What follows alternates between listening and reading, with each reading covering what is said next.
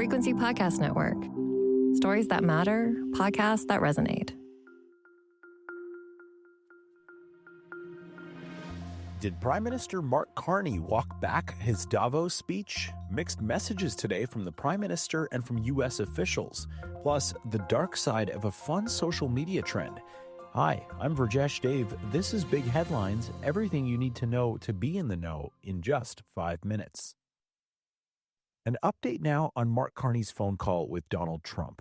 The Prime Minister offering a very different version of the conversation he had with the president than what we heard from the Trump administration.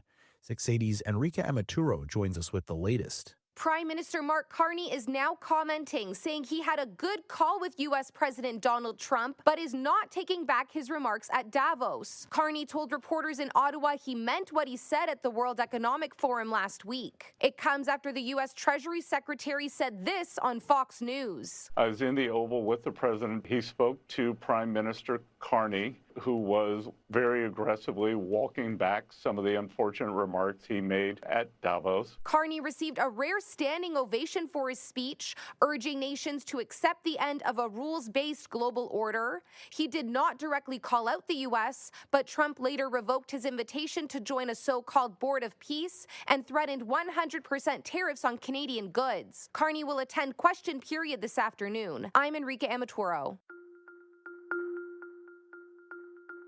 More outrage over ICE, with word that the Immigration and Customs Enforcement agents will possibly be playing a security role for Americans during the upcoming Olympics in Italy. The Associated Press reports ICE agents will provide security detail to U.S. staff, and the news is not going over well in Italy. Abbastanza stupito dall'atteggiamento del ministro Piantedosi. Prima dice che problema c'è. Milan's mayor says the group is not welcome in his city.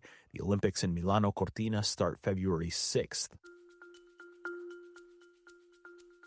A U.S.-based human rights group says Iran's crackdown on anti-government protests killed more than 6,000 people. It says more than 41,000 people were arrested during the several weeks of protests. At least one Canadian was killed. The totals have been calculated with information from people in Iran as the internet blackout continues.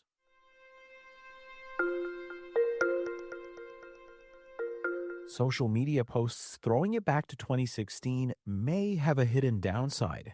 The CEO of the consultancy firm Feminuity says everyone who's recently posted photos and videos from 10 years ago has delivered a goldmine to companies training artificial intelligence models. These data sets are super rare.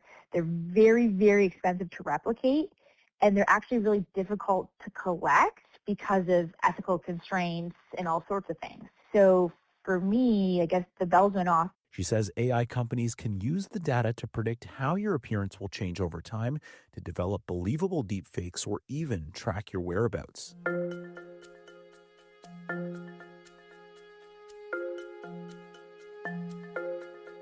If you haven't listened yet, today on the Big Story podcast, will NATO survive Trump's second term? Host Karen Siolan speaks to the president of the NATO Association of Canada, Robert Baines. A lot of the case with Mr. Trump, it's a matter of packaging and marketing. If, like the NATO 2% and then the 5% GDP agreements, it was all put down to this would have never happened without Mr. Trump. You'll see Secretary General Rutte saying that all the time, that that Mr. Trump has made NATO stronger than it's ever been, which again is correct, but he's also made it weaker than it's ever been because there is no trust now, which is the beating heart of the alliance. So if we can draw attention, if we create some form of an Arctic bastion or a sentry where NATO is putting up X number of ships, and we've now got satellite capabilities which are going to be brought online. If we can show X, Y, and Z, and God knows, flatter the president by saying it's the Trump line or something like that, he may actually see that it's enough. You can listen to the full episode wherever you get your podcasts. Now you're in the know. Thank you for listening to Big Headlines. Make sure you follow, share, and review Big Headlines. Enrique Amaturo is our lead producer. I'm Virjesh Dave. Have an amazing day. We'll talk to you tomorrow.